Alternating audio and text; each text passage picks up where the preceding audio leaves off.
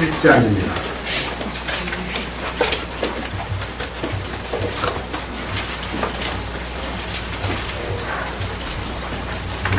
아가서 7장, 오늘은 6절 말씀부터 9절까지 말씀을 보겠습니다. 아가서 7장 6절입니다. 오 사랑아, 네가 어찌 그리 어여쁘고 어찌 그리 상냥하여 기쁨을 주는가.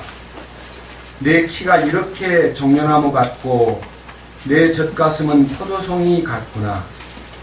내가 말하기를 내가 종려나무에 올라가서 그것의 가지들을 붙잡으리라 하였나니 이제 또한 내 젖가슴은 포도송이 같고 내 코의 냄새는 사과 같으며 내 입천장은 나의 사랑하는 자를 위한 가장 좋은 포도즙 같아서 달콤하게 흘러내려 잠든 자들의 입술로 하여금 말하게 하느니라. 9절까지 말씀을 읽었습니다.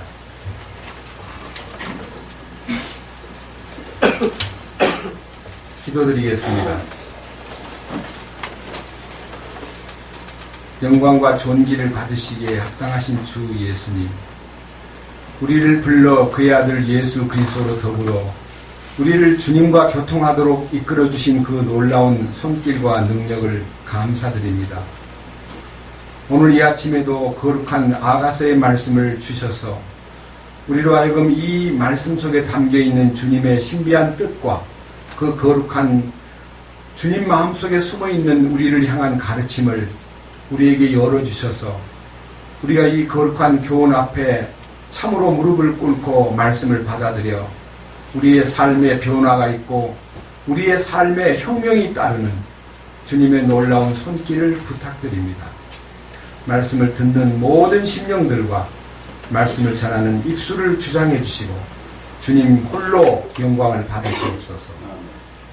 여러 가지 형편과 사정에 의해서 함께하지 못한 사람들이 각처에서 어떤 일을 할지라도 주님 공급해 주시고 기름 부어 주시옵소서. 영원하신 존귀한 이름을 가지신 예수 그리스도의 이름으로 기도드렸습니다. 아멘. 지금 이 아가서 7장을 몇 주간 동안 계속 말씀을 드리고 있는데 오늘은 7절에서 내 키가 이렇게 종려나무 같고 라고 하는 말씀에서부터 이 성경에 담겨있는 뜻을 우리가 함께 생각하면요 정말 대단히 놀라운 축복이 역사하리라고 믿습니다. 지금 읽은 이 아가서 7장 안에 1절에서부터 쭉 이제 말씀을 이렇게 상고해 가는 동안에 1절에는 달이 나오고 또 중간에 넓적다리가 나오고 2절에는 배꼽과 배가 나오고 3절에는 유방이 나오고 4절에는 목이 나오고 눈이 나오고 그 다음에 코가 나왔습니다. 그리고는 이제 머리로 돌아와서 5절에 머리를 논했는데 이제는 이제 전체를 논하는 시간입니다. 내 키는 이렇게 종려나무 같구나 하는 것입니다. 먼저 여러분들과 제가 이 종려나무의 신비를요 말씀에서 찾아야 되겠습니다. 종려나무라는 것은요 예수님을 가리킵니다. 그렇지만 종려나무의 그 신비가 어떤 예수님을 가리키는가. 종려나무가 몸된 교회의 키를 얘기하는데 키라는 것은 성장을 의미합니다. 성장과 영향력을 의미합니다. 그런데 이 영적인 성장과 영적인 영향력이 이 교제 가운데서 어떻게 나타나는가 하는 것이 교회 안에 주어져 있는 이 놀라운 축복입니다. 그런데 이 종려나무는 발견됨이 참 중요합니다. 발견됨이. 이게 무슨 말이냐면 종려나무가 어떤 것인가가 이 성경에서 발견돼야 되지만요 우리 자신들도 종려나무에 이르러야 됩니다. 이 부분이 성경 안에 나타나 있기 때문에 오늘 이 첫 서두에서 종려나무에 대한 축복을 함께 말씀에서 찾아보겠습니다. 먼저 출애굽기 5장을 보겠습니다. 앞으로 넘기셔가지고 출애굽기 15장.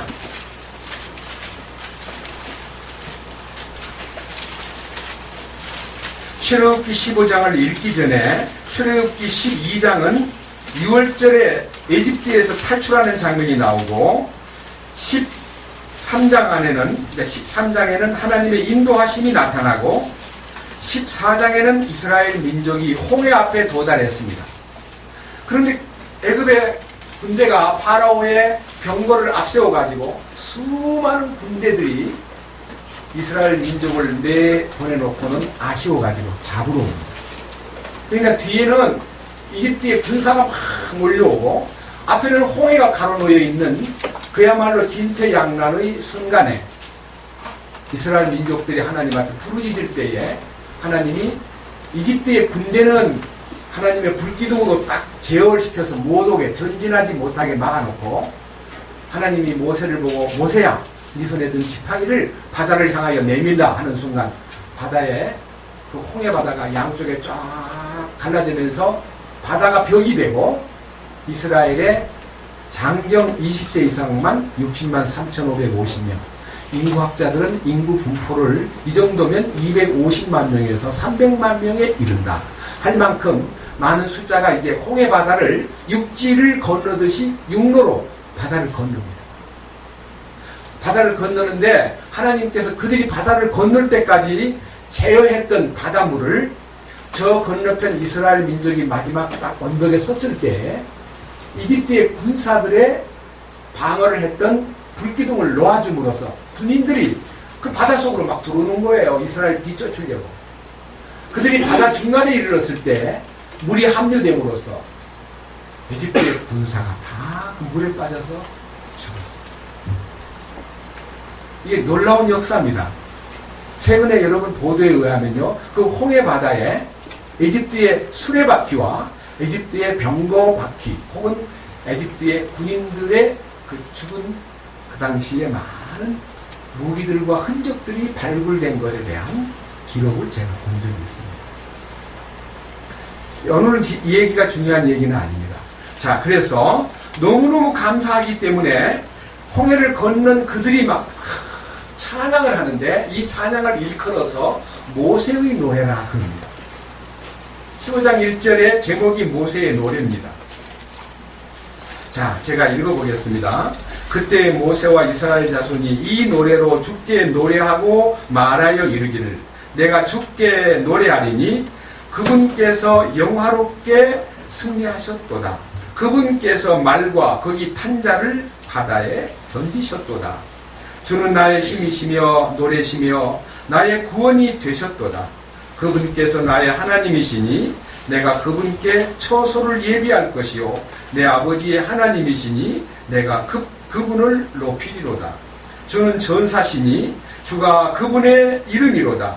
그분께서 파라오의 병거들과 그의 군대를 바다에 던지시니 그가 택한 대장들도 홍해에 잠겼고 기품들이 그들을 덮음에 그들이 돌처럼 바닥에 가라앉았도다. 오 주여 주의 오른손이 권능으로 영화롭게 되었나이다. 오 주여 주의 오른손이 그 원수를 산산조각 내었나이다. 주께서 주를 대적하여 일어난 자들을 주의 크신 위세로 엎으셨나이다. 주께서 주의 진노를 보내심에 그것이 그들을 지푸라기같이 소멸시켰나이다. 그러니까요, 이스라엘을 쫓아오던 모든 이집트의 군대가 그 홍해 바다에서 몰사해버렸습니다. 이 노래가 막 불러지는 동안에 너무너무 막 즐겁게 뒷부분에 보면요, 막 미리암이 앞장서가지고 막 소고를 치면서 막 작은 부을 동원해가지고 여인들이 막 춤을 추는 얘기가 15장 20절에 나오고요.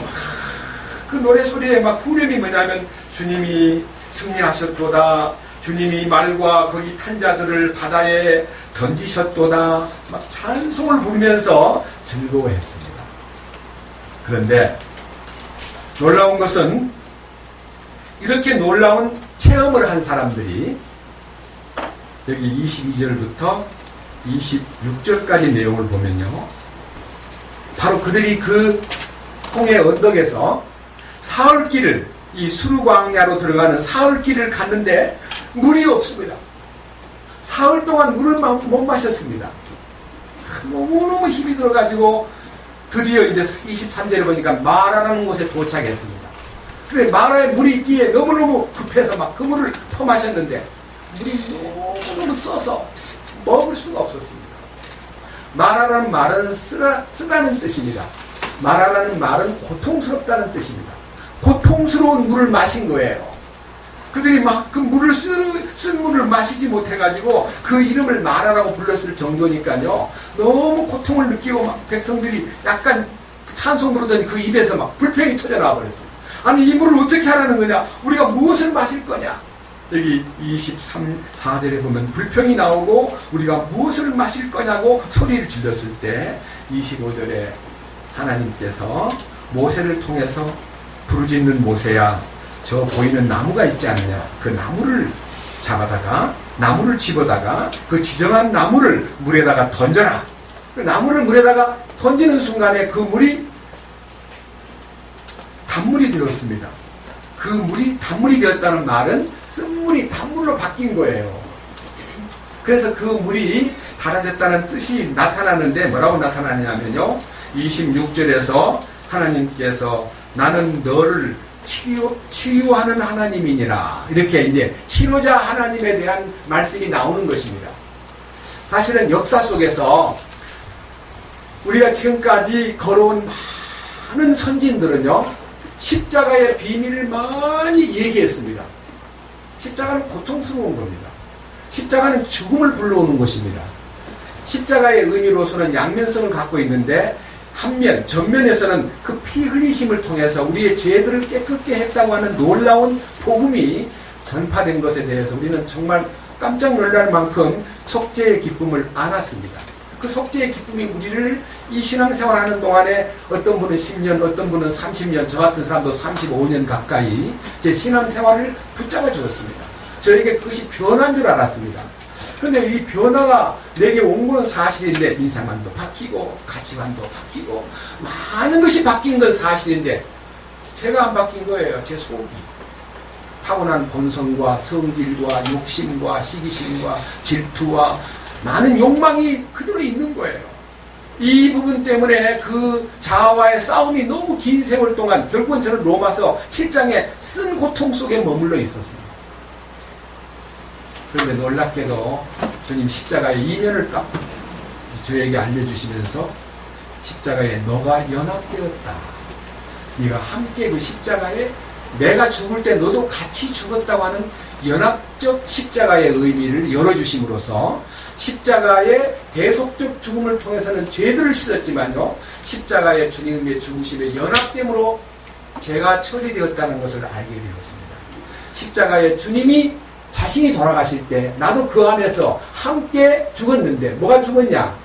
옛사람이 죽었다는 것을 깨닫게 해주셨습니다. 그것이 로마서 6장에 나타난 십자가의 신비입니다. 이 비밀이 열림으로써 내 속에 있던 모든 정과 욕심, 나의 모든 옛 아담의 근성이 완전히 끝났다는 것을 알았을 때 신앙생활이 다시 시작되는데 그것이 저에게는 혁명이었습니다. 근데 거기에 대부분 다 십자가에 죽었다고 하는 얘기의 교리가 수백 년 동안 이어왔습니다. 우리 주변에 지금 우리가 존경하던 잔느기용 자매, 또 워치마니 형제까지요, 대부분 다 십자가의 죽음이 가장 많이 강조된 메시지를 전했습니다. 20세기 초까지요, 십자가의 죽음에 이르는 것, 십자가에 함께 연합되었다는 이 복음이요, 너무 크게 부각이 되었지만은 주님의 죽음만을 강조하는 이 사람들 틈에서 빛을 발하지 못하고 죽음에 대한 일면, 속죄의 그 배속적 죽음에 대한 믿음은 다 갖고 있지만 연합적 죽음에 대한 가치를 발견치 못한 분들로 인해서 신앙이 많이 이게 침체를 당하다가 이제 우리 시대에 이르러 가지고 실제로 이제 부활의 영광이 나타나기 시작했어요. 근데 이론적인 부활이 아니고 실제적인 부활 능력이 나타났는데 거기가 바로 27절입니다. 다 같이 읽어보겠습니다. 다 같이 그들이 엘림에 이르렀는데 거기에 우물 12개가 있었고 종려나무 70그루가 있었더라.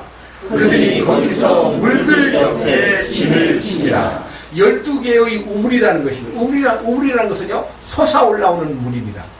솟아올라온다는 말은 지하에 흐르는 물이 지상으로 나타나는 것입니다. 이는 부활 능력입니다. 흐름이. 이 솟구치는 물이 부활의 능력이고, 그 곁에는 70그루의 종려나무가 있었습니다. 이 종려나무는요, 종려나무에 대해서 이제 백과사전을 뒤져보니까요, 종려나무의 히브리 말은 타말이라고 부릅니다. 타말. 그리고 영어로는 데이트팜인데 우리나라 말로는 야자는 야자인데 배추를 맺는 야자, 배추 야자나무라고 학명이 나와 있습니다. 중동 지방에서 나오는 이 종려나무 열매는요, 아주 달기가요, 설탕에다 담가 놓은 것처럼 달기 때문에 다른 사람들은 이게 꿀 섞은 열매인 줄 알고 이게 꿀을 넣은 거나 이렇게 물을 정도인데요, 지금 현재도 베두인족의 양식입니다. 그리고 성장이 얼마나 오래 가냐 그러면요, 성장의 그 높이가요, 최고로 높은 이 종려나무는 지상에서 약 30m까지 올라가요. 30m. 대부분 이제 10m, 20m까지 올라가는 나무인데 100년쯤 되면요, 한 30m가 올라가요. 거기에 막 주렁주렁 열매가 맺히는데 그 주렁주렁 맺힌 야자나무, 그 종려나무의 모습을 보고 시편 기자는 이렇게 얘기했습니다. 시편 92편입니다. 시편 92편.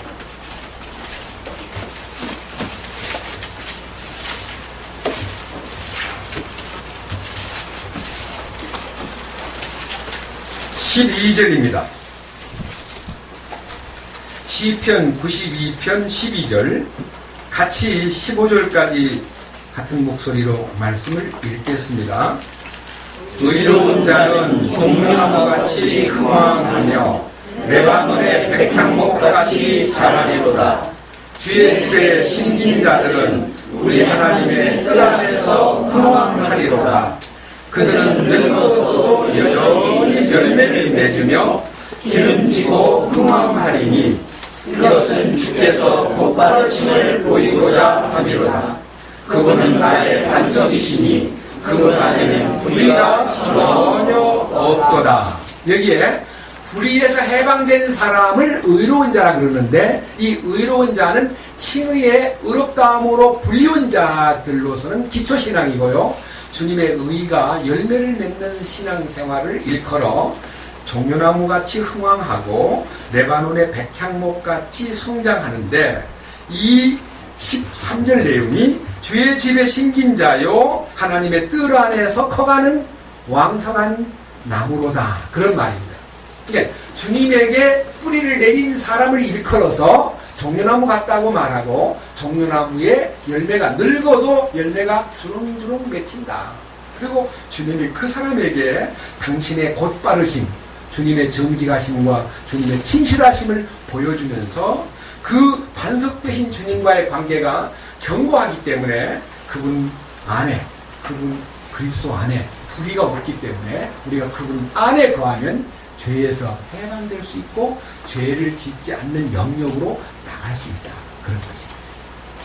자, 여러분, 요한복음 12장에 예수님이 예루살렘에 입성할 때에 많은 사람들이 호산나를 부르면서 왕이시여 호산나, 호산나 지금 우리를 구원하소서라는 뜻입니다. 왕이시여 우리를 구원하소서라고 소리질렀던 요한복음 12장 13절 이하에 종려나무 가지를 들고 그분 앞에서 호산나를 불렀습니다. 그리고 겉옷을 다 벗어가지고 길가에다 펴놓고 그 위를 걸어가도록 카페트 대신 겉옷을 깔아놓고 주님이 그 위로 나귀를 타고 가시도록 하였습니다. 그러니까 왕을 환호할 때 종려나무 가지를 하였습니다. 그리고 또 하나의 증거를 여러분 앞에 제시하겠습니다. 요한계시록 9장입니다. 요한계시록 9장.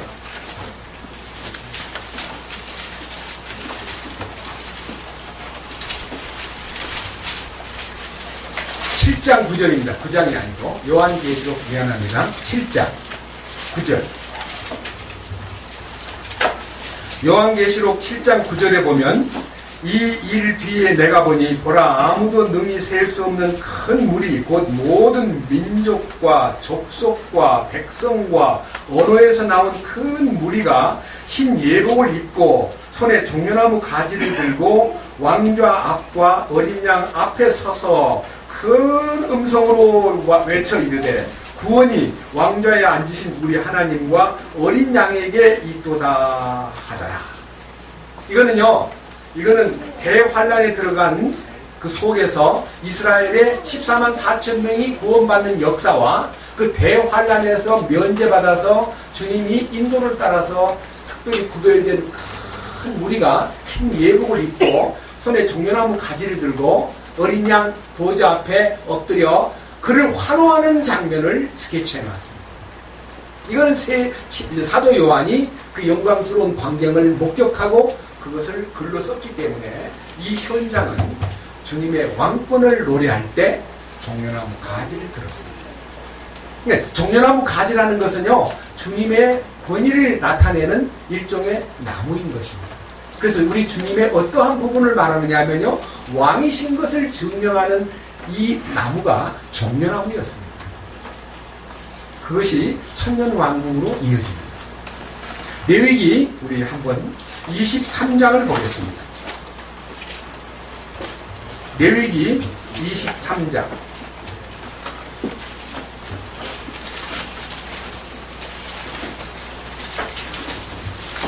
구약성경 레위기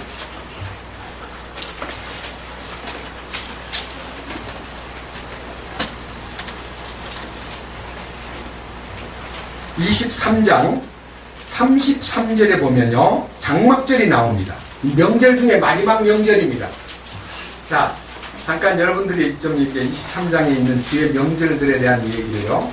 주의 명절들에 대한 얘기가 이제 제일 첫 번째 명절이 6월절이고, 두 번째 명절이 무교절이고, 세 번째 명절이 초실절이고, 그 다음에 오순절이고, 그 다음에 나팔절이고, 그 다음에 속죄절이고, 그 다음 마지막 장막절입니다.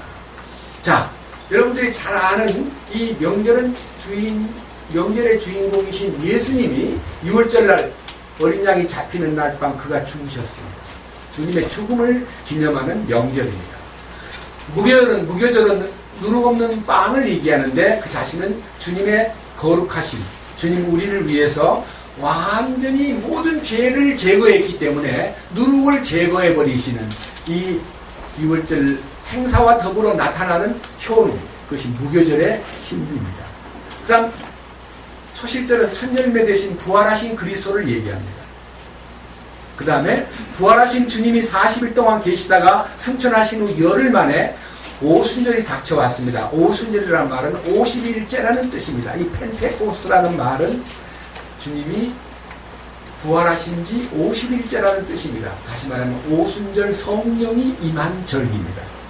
그래서 지금 우리는 그 명절 안에서 성령의 임재 속에서 살고 있습니다. 이제 우리가 기다리는 명절은 나팔절입니다. 나팔절. 주님이 성도들을 데리러 오시는 휴거의 명절입니다. 그 다음에 속죄절은 이스라엘 민족을 구속하는 민족적 구원이 역사하는 아까 말한 14만 4천 명이 구원받아가지고 이스라엘 민족을 회개시키는 역사가 지상의 대환란 마지막 부분에 나타납니다. 그 다음에 이제 대환란이 끝나고 주님이 지상에 데리고 간 성도들과 함께 이 땅에 오셔가지고 장막절을 시행하는데 이 장막절은 천년 왕국을 얘기합니다. 그 천년 왕국이 장막절하고 과연 무슨 상관이 있느냐는 것은 저도 1990 아마 2년도인지 어떤 성경을 많이 아는 분이 저한테다가 항의하기를, 아니 무슨 장막절이 천년왕국이라고 어디 성경에 그렇게 돼 있냐, 왜 그렇게 그냥 억지로 해석하느냐고 저한테다가 공격을 해왔기 때문에 저는 그때 좀 당황하면서 주님 앞에 막 매달렸어요. 성경에 천년왕국이 장막절이라는 것을 보여주십시오 하고 기도하는 동안에 스가랴 14장이 그 순간 열려가지고 장막절이 바로 천년왕국에 나타나는 명절을 얘기하는 거예요. 그것이 나중에 이제 발견돼가지고 기뻐했는데, 우선요, 염두에다가 두고 좀 이따 볼 테니까요. 이 장막절에 어떻게 장막절 행사를 했는가 한번 보십시오. 자, 34절, 레위기 23장 34절. 이스라엘 자손에게 말하여 이르라. 이 7째 달에 15일은 이래 동안 주를 위한 장막절이 되리라. 첫째 날에는 거룩한 집회가 있을지니 너희는 그날에 아무 노동도 하지 말라. 너희는 이래 동안 불로 예비하는 헌물을 주께 드릴 것이요 8째 날에도 너희에게 거룩한 집회가 있으리라. 너희는 불로 예비하는 헌물을 주께 드릴지니 그것은 엄숙한 집회니라. 너희는 그날에 아무 노동도 하지 말지니 이것들은 주의 명절들이니 너희는 선포하여 그것들을 거룩한 집회날로 삼고 불로 예비하는 헌물을 주께 드리되 번제 헌물과 음식 헌물과 희생물과 음료 헌물을 각각 그 해당하는 날에 드리라. 그 다음 89절. 또 너희가 땅에 열매 거두기를 마치는 7째 달 15일에서부터 이래 동안 주께 명절을 지키되 첫째 날에도 안식하고 8째 날에도 안식할 것이요. 다 같이요. 40절.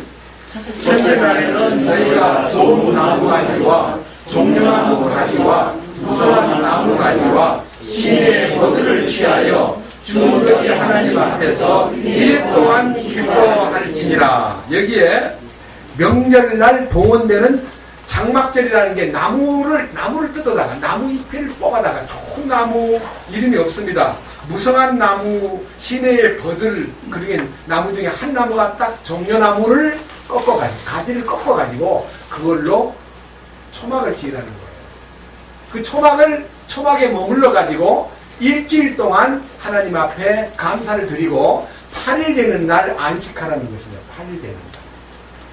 이 명절이 장막절이 주는 의미가 너무너무 생각할 때, 아니 이게 무슨 천연왕국하고 무슨 관계가 있단 말이냐고 많은 사람들이 의문을 갖고 있었는데, 저도 듣기만 들었지 성경적으로 해명되어 있지 않았기 때문에 매우 당황했지만요, 스가랴서 14장에 보니까 답이 딱 나와 있습니다.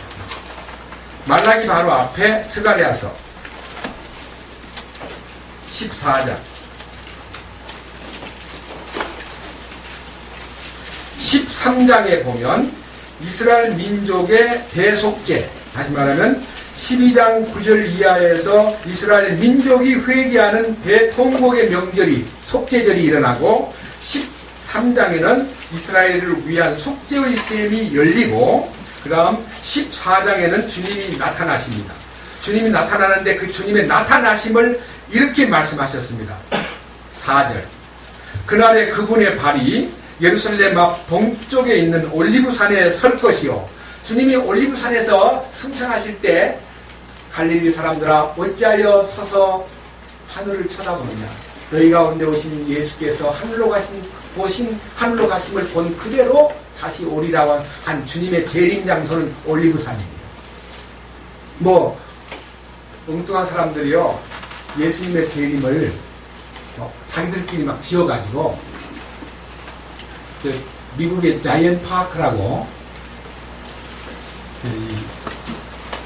브라이언 캐년이 있는 그 근방에 가면요, 자이언산이에요. 자이언이라는 것이 시온이라는 말이에요. 시온산이 있는데 그 시온산에 예수님 옵니다. 미국의 시온산에 예수님 옵니다.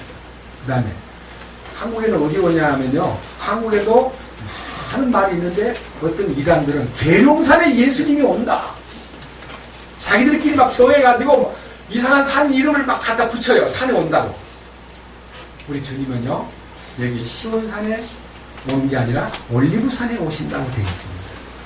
자, 다시 읽겠습니다. 4절. 그날에 그분의 발이 예루살렘 앞 동편에 있는 올리브산 위에 설 것이요. 그 다음 올리브산이 거기 한가운데에서 동쪽과 서쪽으로 갈라짐으로 심히 큰 골짜기가 생길 것이며 그의 산의 반은 북쪽으로 그의 산의 반은 남쪽으로 이동되리라. 또 너희가 그 산들의 골짜기로 도망하리니 이는 그 산들의 골짜기가 아사레까지 이를 것이기 때문이라. 참으로 너희가 도망하되 유다왕 우시야 시대에 지진 앞에서 피하여 도망한 것 같이 하리라. 또 주 내 하나님께서 임하실 것이요 모든 성도가 너와 함께 임하리라. 이게 주님과 함께 이 지상을 떠났던 나팔절의 명절에 혼인잔치를 위해서 7년 동안 이 지상을 떠났던 성도들이요 주님과 함께 같이 지상으로 내려옵니다. 이게 바로 예루살렘의 모든 성도들의 발이 주님 뒤를 따라서 서는 것입니다. 6절 그날에는 그 빛이 밝지도 아니하고 어둡지도 아니하리라. 그것은 주께서 아시는 한날이 될 터인데 낮도 아니요 밤도 아니니라. 그러나 저녁 때에 그것이 빛이 되리로다. 8절 다 같이 보겠습니다. 9절까지. 그날에 생수가 예루살렘에서 나가되 그것의 반은 앞바다로 그것의 반은 뒷바다로 나갈 것이요 여름에도 겨울에도 그러하리라. 또 주께서 온 땅을 다스리는 왕이 되시리니 그날에는 한 주만 계시며 그분의 이름도 하나만 있으리라. 예수님의 지상 재림의 목적은 지상 왕국을 통치하러 오시는 겁니다. 이것이 천년왕국입니다. 4절 제목이 뭐라고 되어 있습니까? 그리스도의 재림과 뭐라고 되어 있어요? 천년왕국입니다. 그러니까 지상의 천년왕국의 통치권자로 한 분 예수님이 만왕의 왕으로 오시는데 그때 왕권을 얻을 자가 누구냐면 십자가를 통과한 사람. 십자가를 통해서 죄사함 받은 사람들은 절반밖에 안 되고 절반이란 말은 자기가 받은 구원이 한쪽만 받은 거예요. 양쪽에 나타나 있는 연합적 십자가의 의미 안에 동참된 사람에게 성령의 역사가 나타나는데 마치 예루살렘에서 생수가 터지듯이 엘림에서 12샘이 터지고 그 옆에 종려나무 70주가 서가지고 거기에 진지를 이루고 이스라엘 민족이 진영을 형성했듯이 부활의 능력이 나타나는, 다시 말하면 흐름과 자랑, 성장한 마지막 모습이 이 종려나무를 통해서 설명되는 것입니다. 영적인 성장. 여러분, 우리가 성장에 이르러야 해요. 어디까지 성장해야 되느냐? 이 영적인 성장의 차이가 지금 많이 있지만요, 주님이 이 술람이 여인을 통해서 네 키가 종려나무, 이렇게 종려나무 같구나 라고 말씀하신 말씀의 배경에는 주님이 원하시는 성장의 어떤 한계가 있습니다. 그 한계, 주님이 정하신 한계입니다. 우리는 거기까지 가요. 에베소서 4장을 보겠습니다. 에베소서 4장.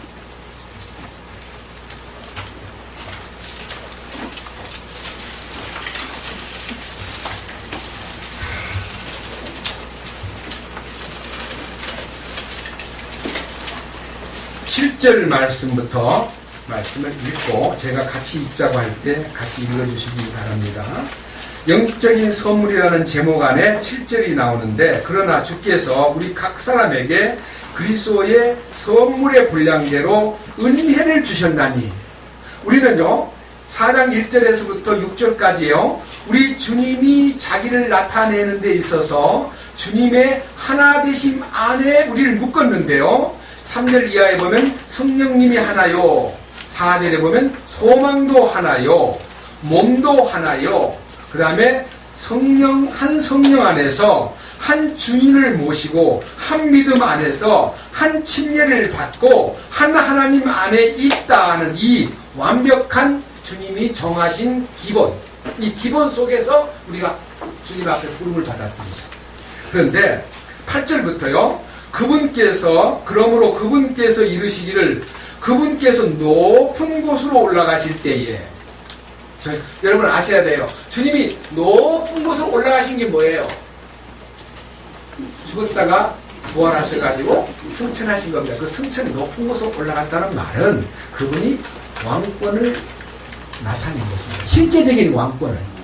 그 실제적인 왕권을 나타낼 때에 땅에서는 어떤 일이 벌어지냐면요, 포로 잡힌 자들을 포로로 이끄시고 그들에게 선물을 주셨도다 그랬습니다. 우리가 누구한테 포로되었냐면요, 사탄에게 포로된 이 불행한 구원 받았다 하면서 여전히 사탄에게 이용당하고 예수 믿는다 그러면서 여전히 욕짓거리하고 욕심 부리고 시기 질투하고 미워하고 그리고 막 교만을 떨고 이 전부가 다 사탄에게 잡힌 삶인 것입니다.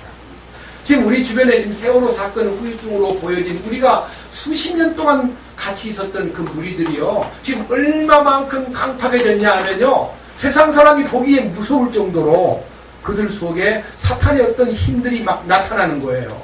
성령의 역사가 보이지 않고 무서운 것이 보입니다. 이 대한민국 정부가 무서워할 정도입니다. 아니 어떤 죄인하고 거래를 해가지고 야 어떻게 하면 문 열어줄래? 우리 허물을 벗겨주라. 우리는 그 관계없는 것을 밝혀라. 그러면 문을 열어줄게. 이렇게 타협하면서 정부가 절절매는 집단이 어디 있습니까? 무서운 거예요. 사탄에게 포로되었기 때문에 그 사탄에게 포로된 자를 포로로 이끄신다는 말은 마귀의 포로로 있던 우리를 주님의 포로가 되게 하는데 마귀의 포로는 죄의 포로요 주님의 포로는 의의 포로요 사랑의 포로이기 때문에 포로가 된 것은 행복한 포로입니다. 여러분 행복한 포로에게 선물을 주시는 거예요. 선물을 너희한테 뭔 선물을 줘요? 너희한테만 일만 시키는 거지.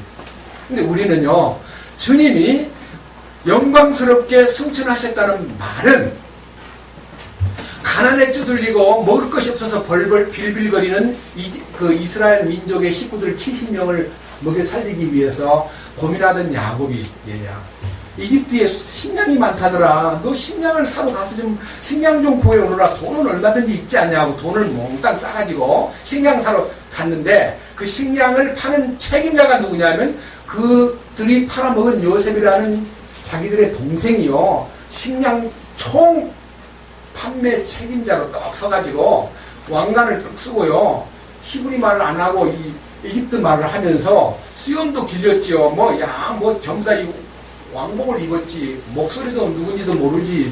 벌써 헤어진 지 한 4, 5년이 됐기 때문에 잊혀진 동생이요. 그들이 다 엎드렸을 때에 그들을 보고는 알아차리지만요. 그 얘기를 해가는 그 모습을 보면 전부 다가 총리 요셉의 휘하에서 벌벌벌 떤 거예요. 너 간첩들 아니냐? 여기 망부로 온 거 아니냐? 너 집안 얘기 좀 해봐라. 하니까 막 전부 이 얘기를 하는데 우리 형제가 12명 있었는데 한 명은 없어지고요. 한 명은 집에 있고요. 뭐 하는데 그래? 그 한 명이 집에 있다는 것을 입증해라. 식량을 줄 테니까 한 사람 여기다가 감옥에다 집어넣어놓고 기다릴 테니까 동생 데리고 와봐라. 그럼 내가 믿겠다. 그 동생이 요셉의 친동생입니다. 그렇게 해가지고 그들을요 아주 어려운 테스트를 몇 번 거쳐가지고 결국은 이제 아버지 앞에 사정사정해서 마지막 동생 베냐민을 데리고 요셉 앞에 데리고 옴으로써 요셉이 자기를 열어주고 자기를 알려주고 그들과 화해가 되고 그들을 용서해 주는데도 그들은 요셉의 휘하에서 요셉 앞에 무릎을 꿇는 사람이 되었습니다.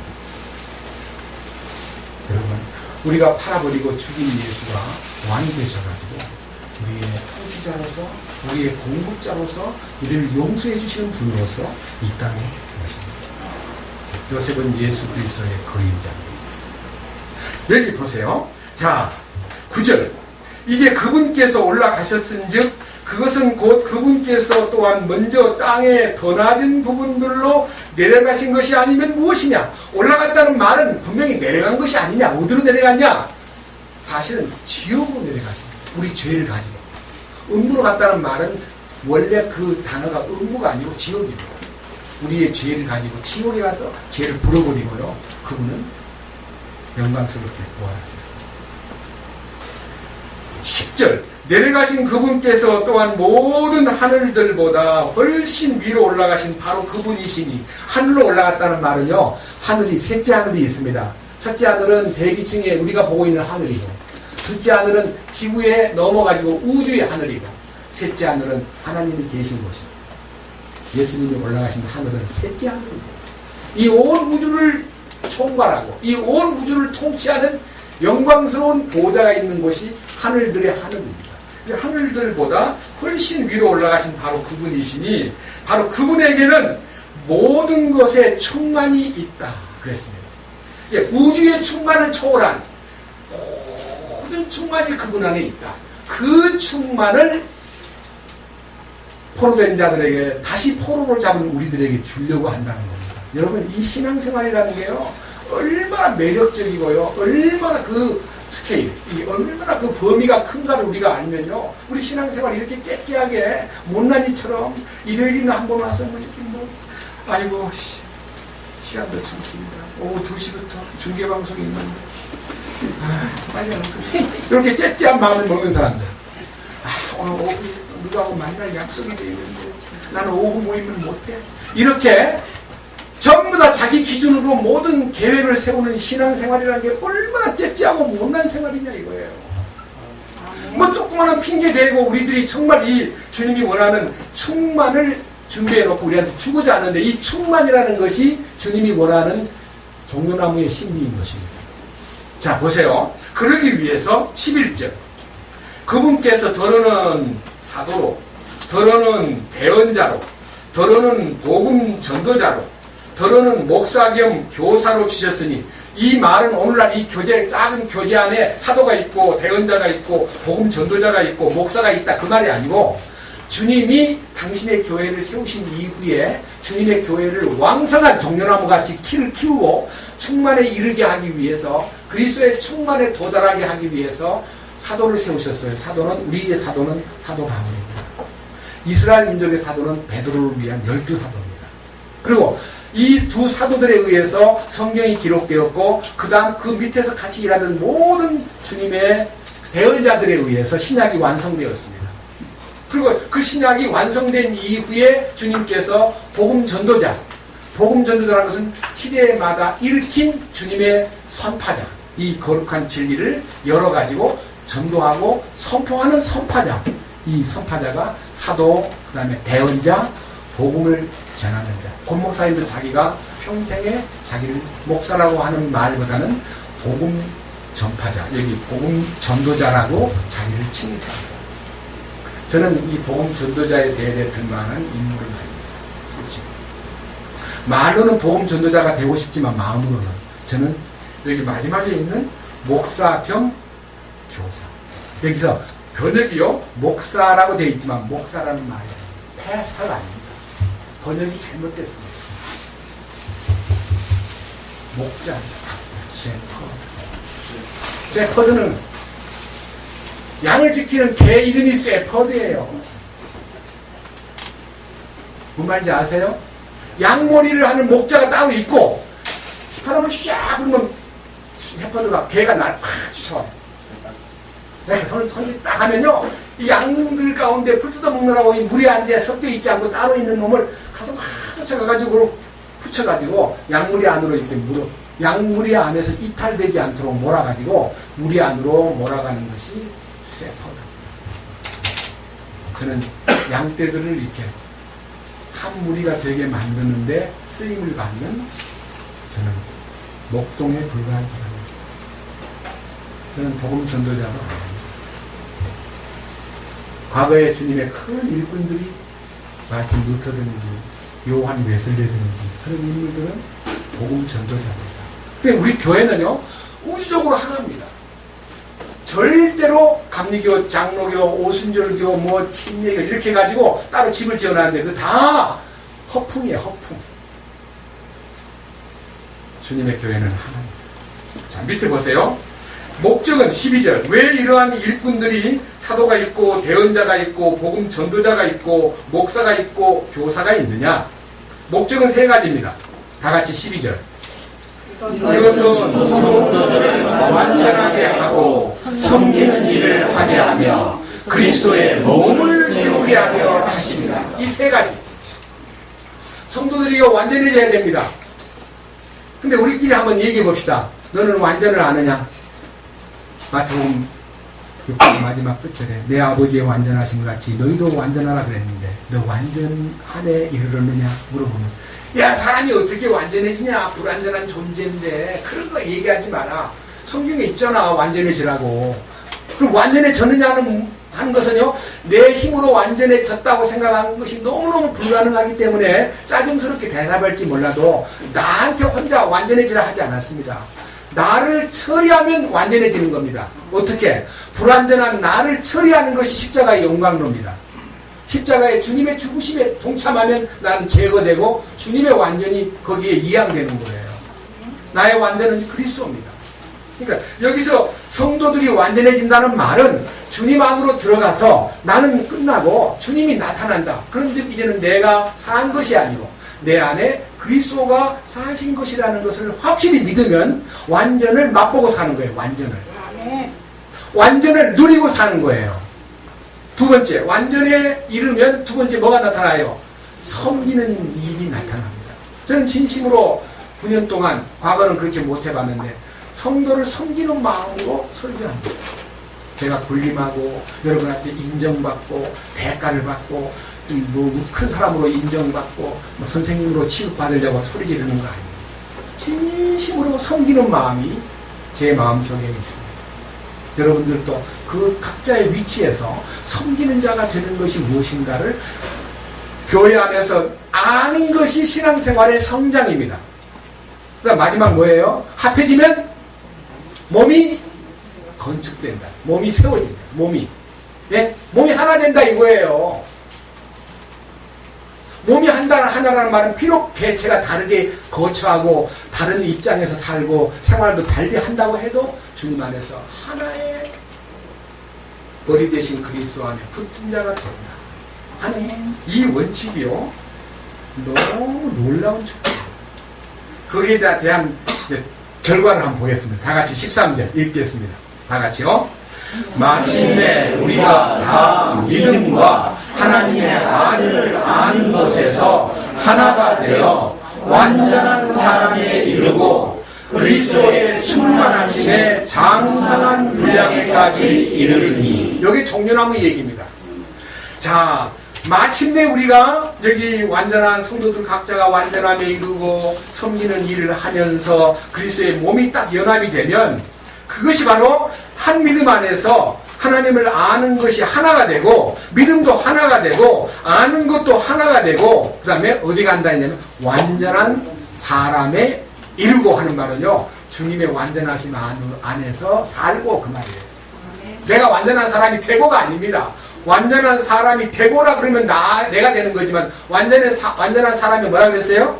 이루고란 말이 뭔 말이에요? 그분 안으로 들어가고 그 다음에 뭐라 그랬어요? 그리스도의 충만하심에 장성한 분량에까지 또 이르리니. 그러니까 주님의 충만 속에 들어감으로써 거기서 주님의 충만 속에서 사는 거예요. 우리 저희 큰아이가 싱가포르에 가서 지금 산지 몇 달은 안 돼, 1년은 아직 안 됐는데요. 싱가포르이 어떠냐고 물어보니까요, 싱가포르이 사람이 좋아서, 중국 사람이 대부분 말레이시아 사람, 중국 사람, 인도 사람 이렇게 사는데 각 나라에서도 많이 와 사는데 이 말레이시아가 싱가포르이 선진국 같이 보이고 싱가포르이 사람들한테 살기 좋은 곳이다. 근데 그게 왜 그러냐 하면 사람들이 변해서 중국 사람이 변해가지고 좋은 게 아니라 중국 사람이든 인도 사람이든 말레이시아 사람들은 다 인간성이 있는데 그 인간성을 다스리는 시스템 때문에 그 삶의 형태가 바꿔져 버렸다는 겁니다. 미안합니다. 이 말을 이해하기 위해서요. 가슴 좀 벌려가지고 앞에 좀 나와봐요. 네? 아니, 자, 앞에 좀 나와가지고 옷을 좀 벗고 우연히 옷을 입고 무슨 옷이냐 했더니 이상한 옷을 입고 왔어요. 자, 카메라 잘 되세요. 설명 앞으로 해주세요. 자, 뭐라고 되어 있냐면요. 자, 1번부터. 침을 뱉으면 500불의 벌금이 있고요. 그 다음에 노상방뇨하면 1000불이고, 그 다음에 예. 그 다음에 껌을 아예 금지를 시켜서 씹지를 못하고요. 껌을 가지고 들어가서 씹다가 걸리면 500불. 그 다음에 두리안이라는 열대과일이 있는데 냄새가 많이 나서 그거를 공공기관에 들고 들어가면 500불의 벌금이 있고요. 담배를 피면은 공공장소에서 1000불의 벌금이 있고요.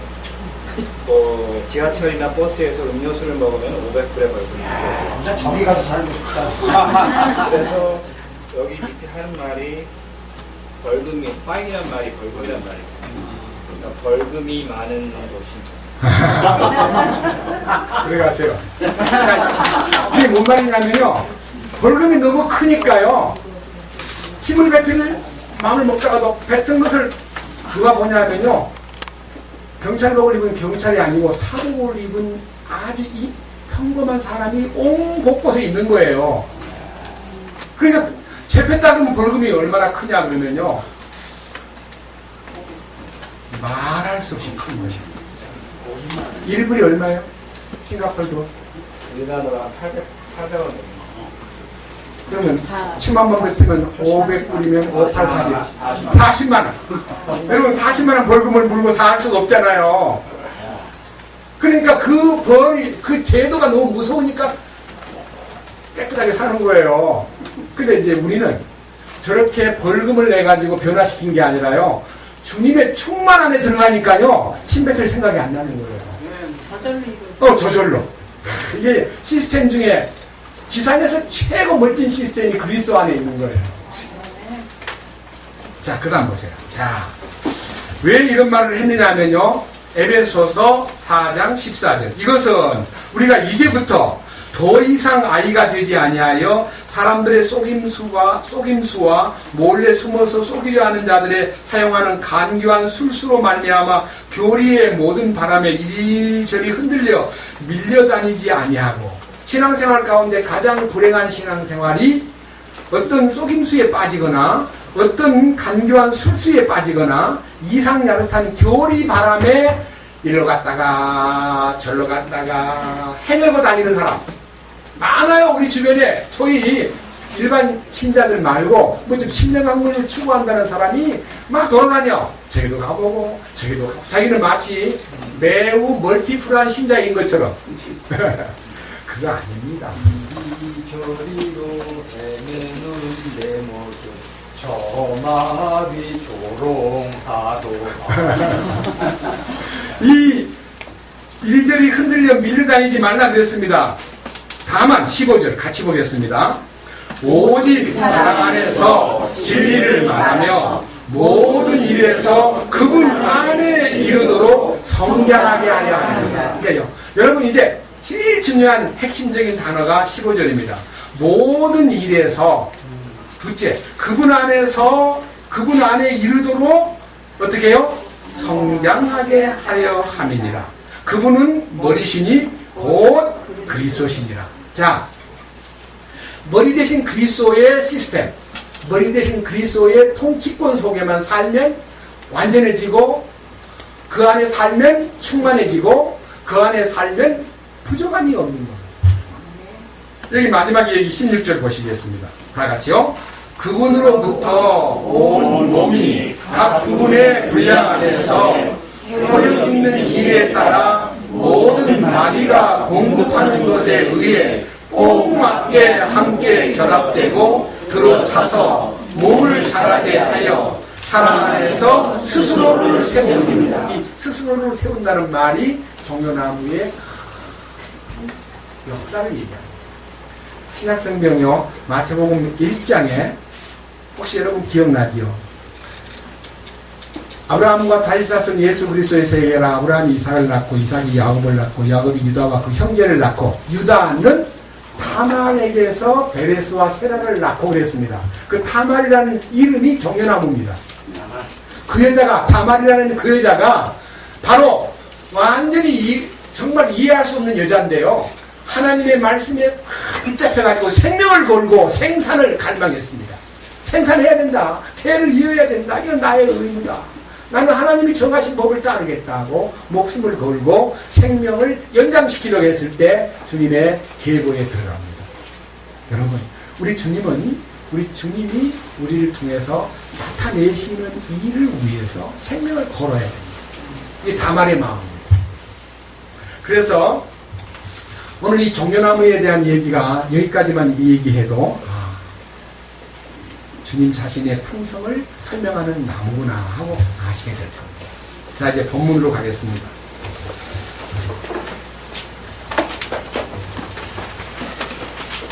아가서 7장 7절 내 키가 이렇게 종려나무 같고 내 젖가슴은 포도송이 같구나. 갑자기요 뭐 키에 대한 얘기하다가 무슨 유방 얘기가 또 딱 나타납니다. 전혀 중심부에 있는 유방 얘기가 나오는데 이 유방 얘기는 바로 여기 7장 3절에요. 내 두 젖가슴은 쌍둥이 노루새끼 2마리 같구나 하고 이제 지난번에 말씀을 드렸는데, 쌍둥이 노루새끼라는 것은요 가슴에 판결 형패를 2대 그 안에다가 우림과 둠밈을 넣으라고 했습니다. 이 우림과 둠밈의 법칙이 균형을 이루는 것이 유방입니다. 우림이라는 말과 둠밈이라는 말이 두 개의 산테노루와 같은 것인데, 우림이라는 말은 빛이라는 뜻이고 둠밈이라는 말은 완전이라는 뜻입니다. 이 말은 우리는 우리의 신앙생활의 모든 판결의 기준을 가슴에 두되 유방처럼 가슴에 간직하되 빛을 품고 완전을 품으라는 겁니다. 이것이 그의 매력이에요, 매력. 근데 빛과 완전이 가슴에 품고는 있지만요, 다른 사람에게 전달될 때는요 포도송이로 전달돼야 돼요. 포도가 뭐예요? 익은 포도는 빛을 먹고 포도나무의 완전한 결실입니다. 요한복음 15장에 우리 주님은 포도나무이십니다. 우리는 그 안에 있는 가지입니다. 우리가요 빛과 완전을 품고 있는 건 참 아름다운데 나타나야 돼요. 딴 사람한테 먹을 것이 돼야 돼요. 유방이 생산자의 공부분이 되듯이 우리는 우리가 생명을 교회를 통해서 나타나는데 이 빛이 나타나야 돼요. 완전함이 나타나야 돼요. 완전 빛과 완전함을 품고만 있고 가슴에 딱 품고 그냥 볼록이 나와 있는 것만 있지 남한테 아무것도 안 준다면 별로 그렇게 예쁜 것만 보이지 남에게 도움이 안 돼요. 근데 성장한 교회는 이 빛과 완전함의 열매인 포도송이를 내놓는 거예요. 여기 보세요. 2번이나 나오거든요. 자, 7장 7절 네 키가 이렇게 종려나무 같고 네 젖가슴은 포도송이 같구나 라고 말했고, 8절에 내가 말하기를, 그러니까 신랑이 또 말하기를 내가 종려나무 위에 올라가서 그것의 가지들을 붙잡으리라 하였나니 이제 또한 내 젖가슴은 포도송이 같고, 이 포도송이라는 말은 빛과 완전함의 열매가 다른 사람에게 공급되는 실질적인 빛과 완전함의 결실이 우림과 둠밈을 품고만 있지 않고 이것이 세상에 나타나는 겁니다. 열매가 돼야 돼요. 공급이 돼야 돼요. 여러분, 우리가 우리 신앙생활에서 우리가 완전해졌다든지 빛 가운데 있다든지 하는 것이요 어떻게 나타나야 되냐는 것이 실제로 에베소서에 있습니다. 에베소서 이제는 5장을 보겠습니다.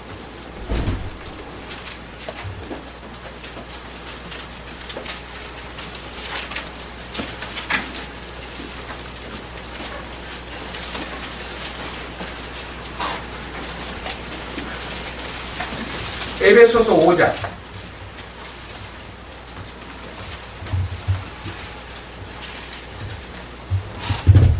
굉장히 중요한 얘기이기 때문에 이 부분에 대해서 우리가 좀 더 깊이 말씀을 좀 참고해 보겠습니다. 저는 이 교제가 시작된 이후에 에베소서를 한 번도 강의를 못했는데요. 에베소서 강의를 참 마음에서 하고 싶은 마음이 많이 있었습니다. 근데 이번에 이 아가서를 통해서 에베소서의 중심부를 한번 참고해 보겠습니다. 먼저 5장 1절입니다. 그러므로 너희는 사랑스러운 자녀로서 하나님을 따르는 자가 되고 그리스도께서 우리를 사랑하사 우리를 위해 자신을 향기로운 냄새의 헌물과 희생물로 하나님께 드리신 것 같이 사랑 안에서 걸으라. 여기 1절에는 사랑스러운 자가 되고 2절에서는 사랑을 받은 사람답게 사랑 안에서 걸으라 그랬습니다.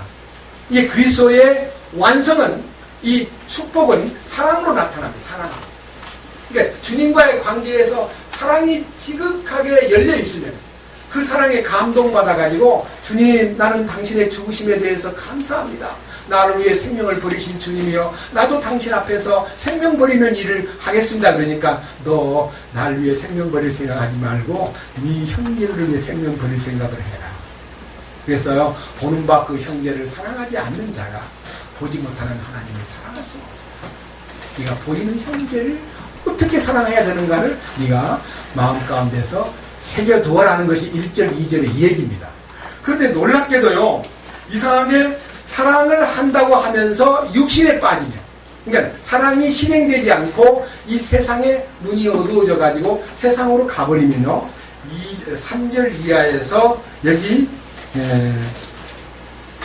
6절까지 사랑의 반대길, 그러니까 사랑하지 않기 때문에 나타나는 세상적 현상, 이제 하나님의 참사랑 안에 젖어가지고 형제를 진심으로 사랑하고 이웃을 진심으로 사랑하는 마음 속에서 나타날 수 없는 잘못된 현상, 그것이 에베소 5장 3절 이하에 있습니다.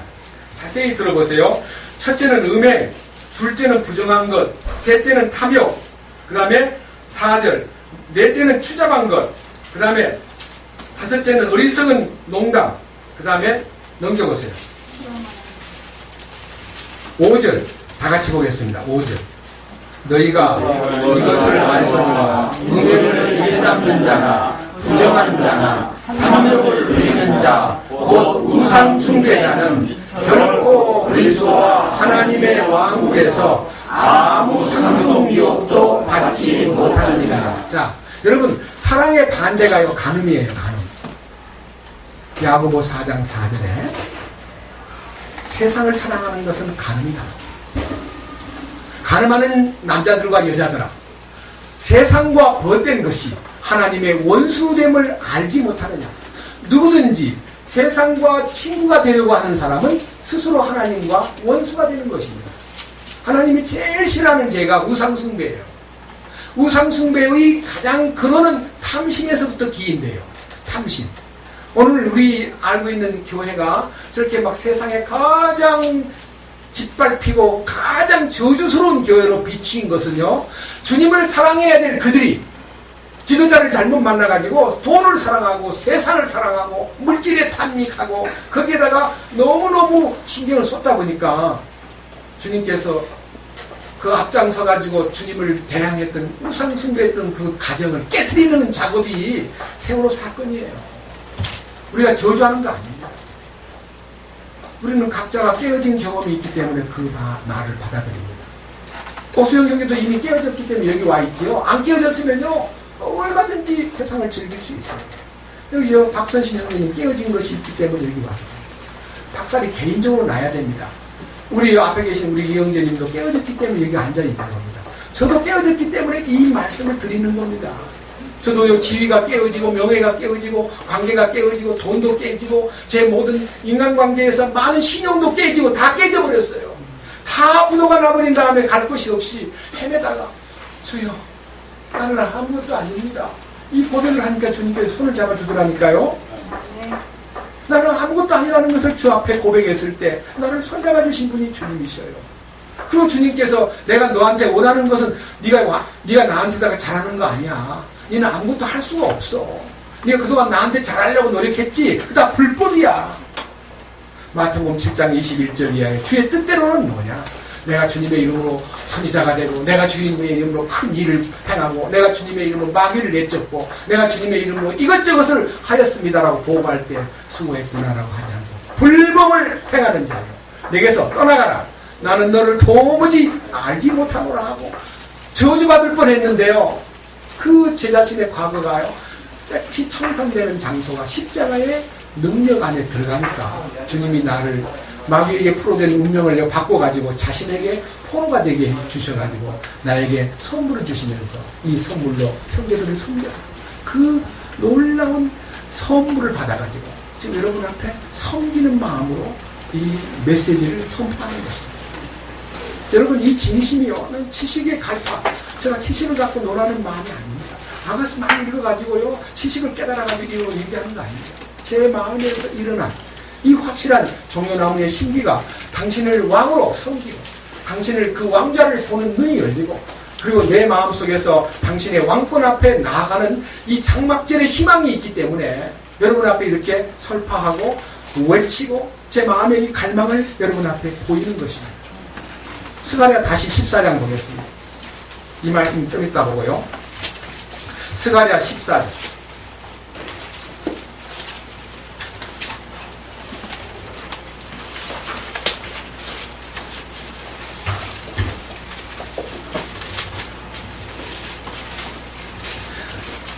12절입니다. 주께서 예루살렘과 싸운 모든 백성들을 칠 때에 내리실 재앙이 이러하니 곧 그들이 발로 설 때에 그들의 살이 소멸되고 그들의 눈이 그들의 눈구멍 속에서 소멸되며 그들의 혀가 그들의 입 속에서 소멸될 것이요. 이게 뭔 전쟁입니까? 마지막 아마겟돈 전쟁을 얘기합니다. 세계 모든 나라들이 동맹을 해가지고 이스라엘을 치러 가는데 이스라엘을 치러 가는 두 군대가 있습니다. 하나는 유럽의 군대와 아시아의 군대입니다. 이 패권을 쥐기 위해서요. 지금요 세계의 그동안 냉전 체제는 무너졌지만요 이 대륙 간의 체제, 유럽 시스템, 그 다음에 아시아 존, 그 다음에 아메리카 존, 그 다음에 아프리카 존이 있습니다. 무슨 존이냐면요 다들 나름대로 뭉쳐가지고 살아야 된다. 개체로 살다가는 잘 안 됩니다. 그래서 지금 얼마 안 가면 아시아가 뭉칩니다. 아시아가 연합이 됩니다. 이게 아시아의 군대입니다. 아시아의 군대 2억이 중동을 향하여 간다 그랬잖아요. 예루살렘을 치기 위해서. 그리고 거기서 세계 중심이 되어 있는 유럽 체제가요 부딪혀가지고 거기서 전쟁이 터질 때에 하나님이 그들에게 내리실 재앙이 이러한데 가만히 서 있는데 살이 썩어버리고 눈이 구멍 속에서 썩어버리고 혀가 입속에서 썩어내려버리는 무기가 무슨 무기겠습니까? 그냥 가만히 있는데 그게 녹아버리는 거예요. 아셔야 됩니다. 혀 속에 습기가 있는 거, 눈에 습기가 있는 거, 살에 습기가 있는 거 들어가서 사람을 녹여버립니다. 두 가지입니다. 무서운 화학 무기하고 무서운 원자탄의 위력입니다. 이것이 이 땅에 나타납니다. 자, 그 다음에 이제 16절이면 전쟁이 끝났습니다. 예루살렘 다 같이요. 예루살렘을 치러온 모든 민족들 중에서 남은 모든 자가 심지어 해마다 올라와 그 왕 곧 왕군의 주께 경배하며 장막절을 지키리라. 이게 이제 마지막 이 지구에 대환란이 끝나고 전쟁 틈바구니에 살아남은 자가 있어요. 그 사람들이 어디 사는 사람이겠습니까? 저는 생각합니다. 대한민국으로 만약 판도를 정한다면요 서울 시민은 대부분 죽습니다. 왜냐하면 무기가요 서울시의 머리 위에 있습니다. 근데 무기 구천동에다가 누가 무기를 갖다 댑니까? 저 태백산 산맥 금강산 근방에 있는 촌동네 몇 명 사는 동네에 저 섬 중에서 아무도 안 사는 아주 작은 무인도에 몇 가정 사는 동네에다가 누가 폭탄을 던지겠습니까? 다시 말하면 이 지상 안에 미개한 영역에 있는 사람들이요 환란 속에서 살아남았어요. 그러니까요 사실은 이 전쟁에 대한 공포를 가장 많이 느끼는 교단이 안식교입니다. 대환란 때 도심지에 살다가 다 죽는다 해가지고 전부 다 남미로 이민 가고 저 벽천으로 이민을 가가지고 사는 분들이 꽤 많이 있어요. 저는 20년 전에 그 이사가는 사람들한테 난 대환란 오기 전에 이사간다고 남미로 이민 가는 안식교인을 보았습니다. 장로님은 윤아무개 장로님이십니다.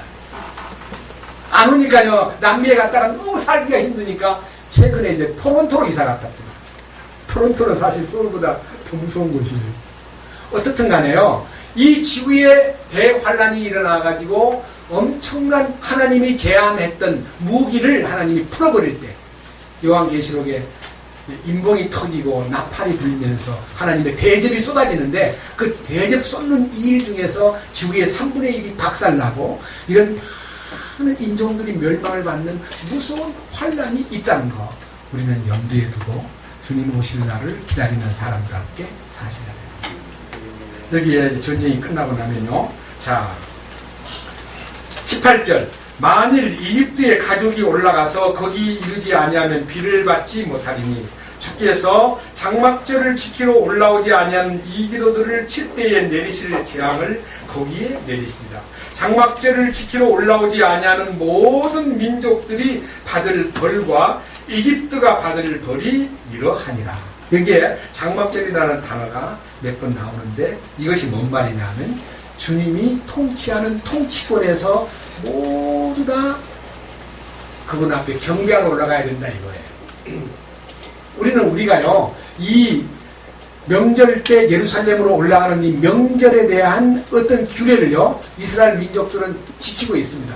여러분 초대교회 오순절날 세계 15개 나라에서 오순절을 지키러 온 사람들이 성령을 받고 구원받는 역사가 일어났습니다.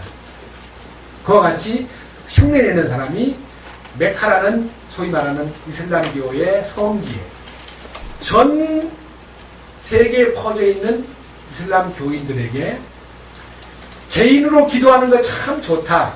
그러나 개인의 기도보다도 회당에 가서 기도하는 것이 훨씬 낫다.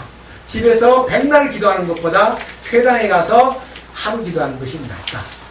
회당에서 너희들이는 회당에서 1000번 기도하는 것보다 메카에 와서 한 번 기도하는 것이 낫다. 그러니 평소에 기도를 많이 못했다 할지라도 성지에 와서 1년에 한 번이라도 기도하면 1년에 기도 못한 것이 다 갚아진다. 이게 법이에요. 코란의 가르침 속에 들어있습니다. 그래서요, 죽을 둥 살 둥 돈을 모아가지고요, 성지로 올라갑니다. 그래서요, 연간 막 500만 명, 어떤 1000만 명이 막 몰려가가지고 그들의 명절을 지키는 모습들을 때로는 여러분 많은 방송에서 볼 수 있습니다. 제1성지 메카, 이슬람교, 제2성지 메디나, 제3성지 예루살렘, 제4성지 다마스쿠스 이렇게 되어 있습니다. 근데 우리들이 마음속으로 그리는 성지는 한 군데밖에 없어요. 예루살렘. 맞죠? 천주교도 예루살렘, 기독교인도 예루살렘, 유대교인도 예루살렘. 우리는 또 어디입니까? 뉴 예루살렘입니다. 새 예루살렘이지 그 이스라엘 땅 예루살렘 아닙니다. 주님이요, 새 예루살렘이 하늘에서부터 땅으로 내려온다고 성경에 나타나 있죠. 요한계시록에. 주님이 세우신 예루살렘이 따로 준비되어 있습니다. 지상에 있는 평화의 도시가 아니고요, 늘 전쟁이 있고 이해관계가 얽혀가지고요, 지금도요 항상 두려움에 떨고 있는 그 예루살렘 말고 주님이 당신의 거룩한 새 예루살렘을 준비해놓고 우리를 거기로 데리고 갈 겁니다. 우리는요 예루살렘 순회 안 해도 됩니다. 주님은 나중에 그 예루살렘으로 우리를 모으실 것이기 때문에. 이 천년왕국에 대비된 스가랴 14장 얘기를 읽으면요, 아하, 장막절은 주님 천년왕국에서 지키는 명절의 으뜸이구나. 딴 명절은 거기 없어요. 딴 명절은 천년왕국에 없고요, 장막절이라는 게 뭐냐면요, 이 세상을 떠나서, 예? 주님이 우리를 잠깐 동안, 일주일 동안요, 우리를 주님 안에서 쉬게 만드는 그, 아까 말한 종려나무 그늘에서 주님의 그늘에서 우리가 살고 싶습니다는 하나의 갈망을 표시하는 천년왕국을 향한 갈망을 얘기하는 거예요. 그 명절은 그림자잖아요. 그 명절이 어느 날 다 지나가고 주님이 참 형상으로 우리를 위한 참 명절이 천년왕국 동안에 우리에게 열릴 때에 우리는 너무나 행복한 주님 안에서의 그 충만을 누릴 수가 있습니다. 자, 그런데 아까 음행하고 토색하고 거짓말하고 세상 사람들하고 다투고 시기하고 하나님의 뜻에 합당치 않게 행동을 하면 하나님의 왕국의 상속 유업에 들어갈 수 없다는 말이 무슨 말이냐? 굉장히 중요합니다.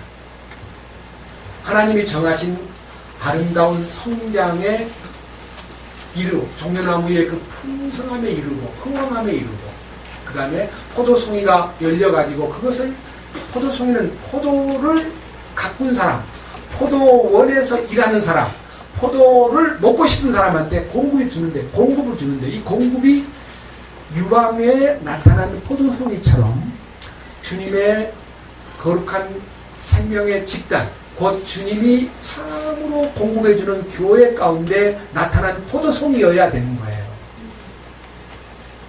다른 성경에 보면요, 신명기나 계시록에 보면요, 나쁜 포도가 있어요. 그걸 소돔의 포도라고 그랬어요. 소돔의 포도. 음행의 포도라고 그랬습니다. 이 말은요, 열매를 맺기는 맺는데 주님 없이 만들어진 쓴 포도, 독이 들어있는 독이 들어있는 뱀의 포도가 있습니다. 우리는 진실로 성령 안에서 역사가 되고 있는 그 풍성한 포도를 맛보고 그 포도를 먹고 그 포도 안에서 흘려내보낸 축복된 즙을 먹어야 신앙생활이 완성되는 겁니다. 아가서 다시 7장 보겠습니다. 어떤 거냐? 아가서 7장 9절. 네 입천장은 나의 사랑하는 자를 위한 가장 좋은 포도죽 같아서 달콤하게 흘려내려 잠든 자들의 입술로 하여금 말하게 하느니라. 제가 가장 오랜 시간이 걸린 성경 구절이 9절 하반절에 어떻게 잠든 자가 입이 열리냐, 잠든 자가 어떻게 말을 하게 되냐, 그게 꿈에 뭐 입을 벌리는 거냐. 이것 때문에 기도를 많이 했습니다. 일주일 동안. 주님, 잠든 자가 이 포도죽 때문에 입이 열린다 그랬는데 뭔 말입니까? 도대체 이게 너무 어렵습니다. 그리고 아무리 여러 방면으로 다른 사람들이 말하고 있는 많은 주석을 봐도 이 말은 답이 없습니다. 그래서 저는 오늘 새벽에 주님 감사합니다.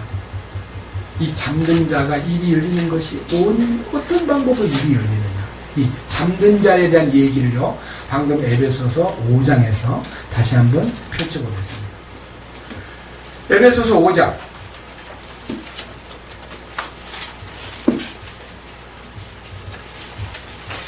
6절입니다. 아무도 헛된 말들로 너희를 속이지 못하게 하라. 이것들로 인하여 하나님의 진노가 불순종의 자녀들에게 임하나니. 자, 하나님의 진노가 불순종의 자녀, 구원을 받았다 그러면서 구원받은 사람답지 못하게 사는 사람에게 하나님이 진노를 내리는데, 하나님의 참된 죽음의 희생에 연합돼 가지고 주님의 사랑을 세상에다 나타내는데 사용되지 않고 세상 즐거움에 빠져가지고 여기에 나열된 5장 3절부터 음행하고 부정한 데 관련을 맺고 탐욕에 빠지고 그 다음에 추잡한 행동을 하고 어리석은 이야기를 하고 농담을 너무 많이 하면서 많은 5절에 있는 음행을 일삼고 부정한 것과 탐욕을 따라서 우상 숭배자가 되면 하나님의 왕국에서 제외된다. 너희가 이 말에 주의해야 된다. 이건 무슨 말인가요? 솔직히 말해서 이 빛과 완전함을 주님이 요구했는데 빛의 반대는 뭐예요? 어두움입니다. 완전의 반대는 뭐예요? 불완전입니다. 뭔 말이냐? 구원받았다 그러면서요 어둠에 관련된 삶을 살고 불완전한 환경에서 허덕거리는 사람을 여기 그 다음 얘기하고 있습니다. 보겠습니다.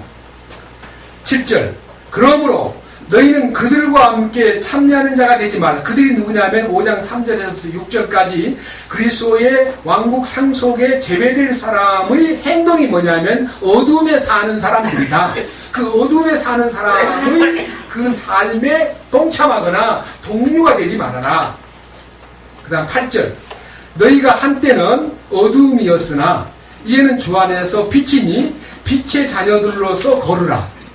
하나님 성령의 열매는 모든 선함과 의와 진리 안에 있느니라. 그 다음에 주님께서 받으실 만한 것이 무엇인지 입증하라.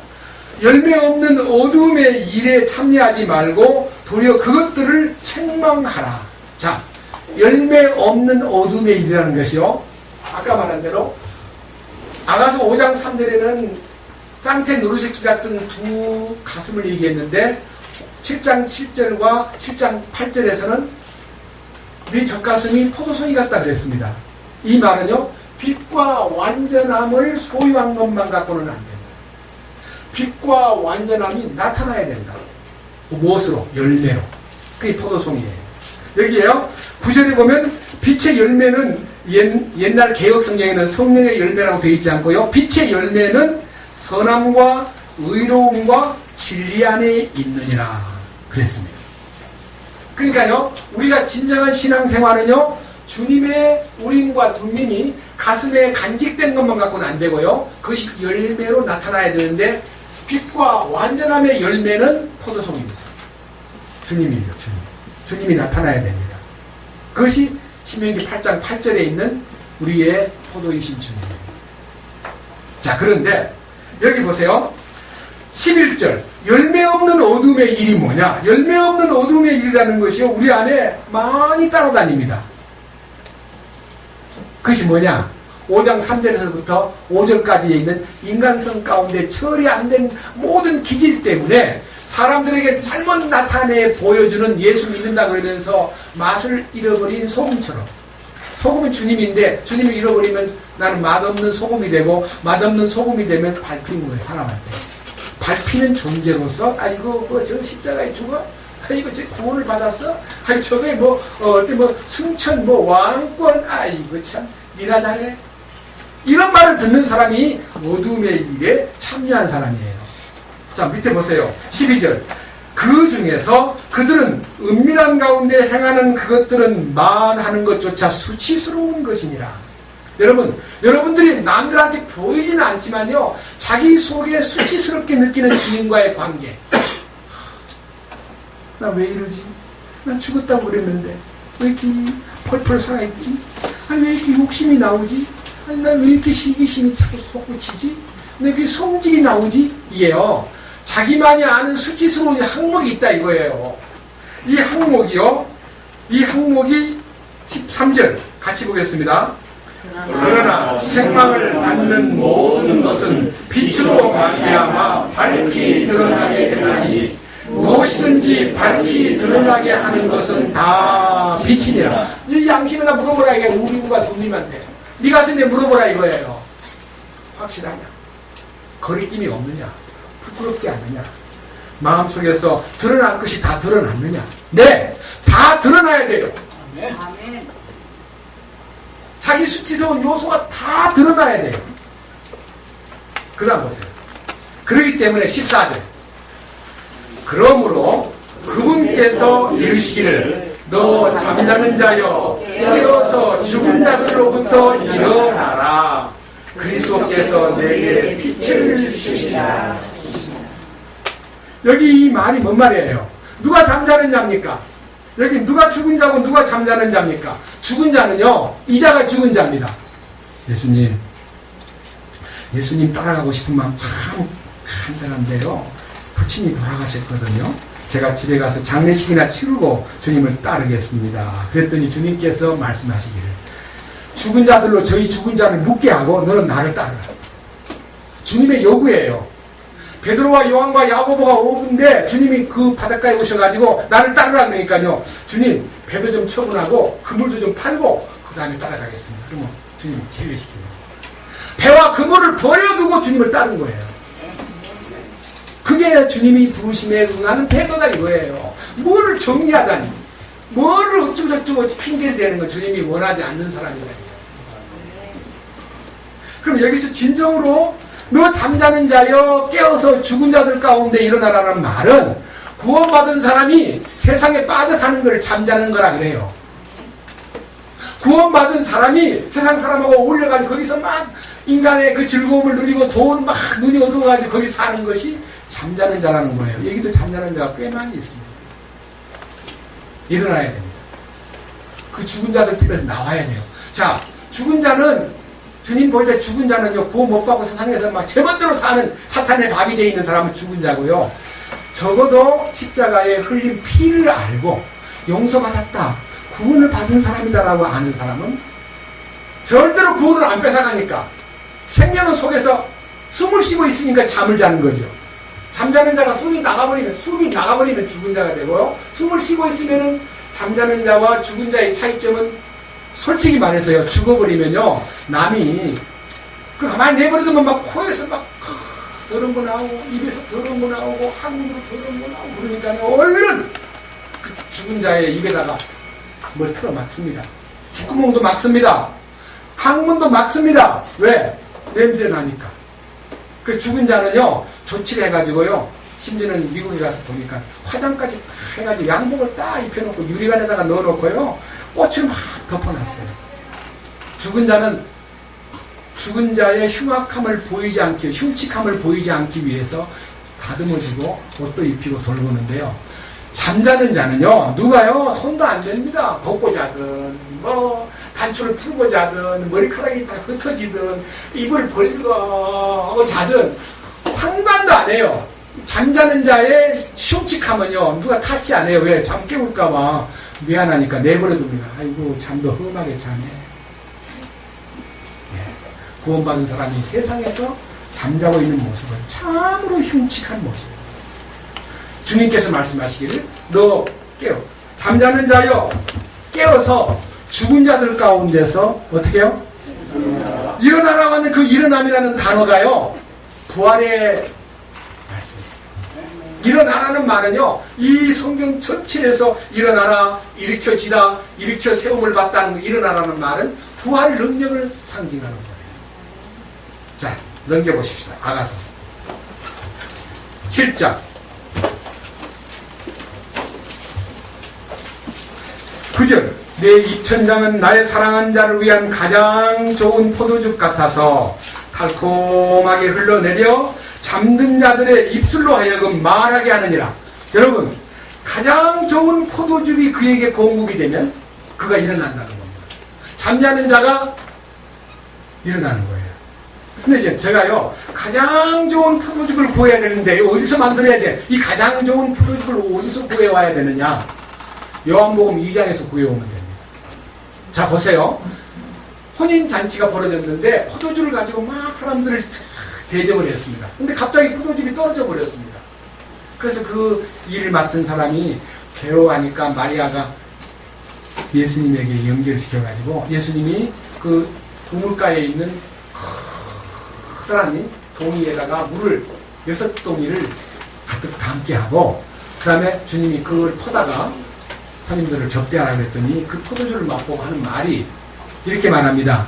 잔치를 위해서 일하는 책임 매니저가 아니 다들 잔치를 벌이면 좋은 포도즙을 먼저 내가지고 사람을 취하게 만든 다음에 취할 때 아무 포도를 줘도 뭐 아무 문제 없이 먹는데 어떻게 해서 좋은 포도주를 남겨두었다가 이제 가져왔느냐 하니 물동은 하인들만 알지 그 포도즙이 어디서 났는가를 아무도 알지 못하더라 그랬습니다. 그 포도즙은 주님이 기적적으로 만든 포도즙입니다. 그 포도즙은 주님이 세상에 오셔서 가장 첫 번째 행하신 기적입니다. 그 기적의 숨은 비밀은 술 많이 먹으라고 포도즙 만들어주는 게 아니고요. 주님이 자기가 흘린 피가 가장 이 세상에서 포도즙 중에서 최상의 포도즙이라는 것을 알게 해주기 위해서 나타내신 기적입니다. 그 포도즙을 먹어야 주님의 영광스러운 영광에 참여할 수 있는 사람이 됩니다. 저는 이 포도즙을요 그냥 형식적으로 만찬을 뗄 때 빵 조각 나눠 먹고 포도즙 한 잔 마시고 나를 기념하라 그러니까 그거 먹으면 우리가 주님을 기념하는 걸로 너무 쉽게 지나가지만요 진정한 포도주가요 주님이 왕국에서 따로 마련된 포도즙이 있다는 것을 당신이 마태복음 26장에서 우리에게 약속했습니다. 한번 보십시다. 마태복음 26장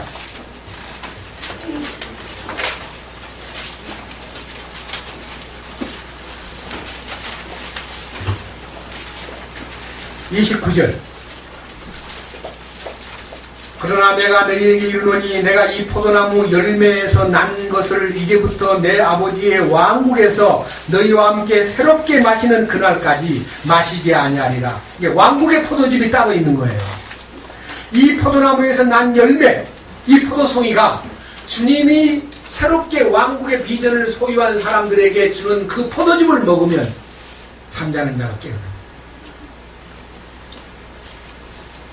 잠든 성도, 오늘 여기 계신 여러분 가운데 세상에 빠져서 신앙생활 제대로 못하고 주님 보시기에 잠들어 있는 성도라면 주님 주신 포도즙을 먹어야 합니다. 이 교제 가운데서 주님이 충만에 이르러서 십자가의 능력을 체험하고 부활의 능력을 체험하고 당신의 왕권에 동참할 비전을 소유한 사람답게 살고자 하는 갈망이 솟구치는 사람들 속에서 공급된 주님의 포도즙이 그를 깨워주기도 하고 깨워야 말을 하지요. 잠자고 있는데 뭐 어떻게 말을 해요. 네? 잠에서 깨어나야 말을 할 거 아니요. 네? 잠에서 깨어나는 역사. 네? 잠든 성도가 깨어나는 역사가 지금 이 교제 가운데 있습니다. 어디에 있냐면요. 참으로 갈망하는 심정에 주님께서 그를 잠 속에서 깨워가지고 잠자는 자여 깨워서 죽은 자들 가운데서 일어나라. 주께서 내게 빛이게 하셨느니라. 이걸 이제 영어로는 빛비침, 주님의 빛비침이 나타날 때 그는 주님의 포도주로 이 입이 열리는 거예요. 입이 열리는 게 뭐예요? 비로소 감사와 찬양과 정신 차린 말이 참되고 정신 차린 말을 하게 되는 거죠. 이 영광스러운 대열에 저는 제가 가장 아끼고 사랑하는 제 아들들에게도 이 축복이 나타나기를 기도하고 있어요. 그리고 다른 여러 가족들에 깔려있는 자녀들, 네? 그냥 지식적으로 우림과 둠림은 빛이요 완전합니다. 빛을 사모하고 완전히 꿈꾸라. 그럼 좋지. 빛 가운데 살아야지. 완전해져야지. 이것만 갖고는 안 됩니다.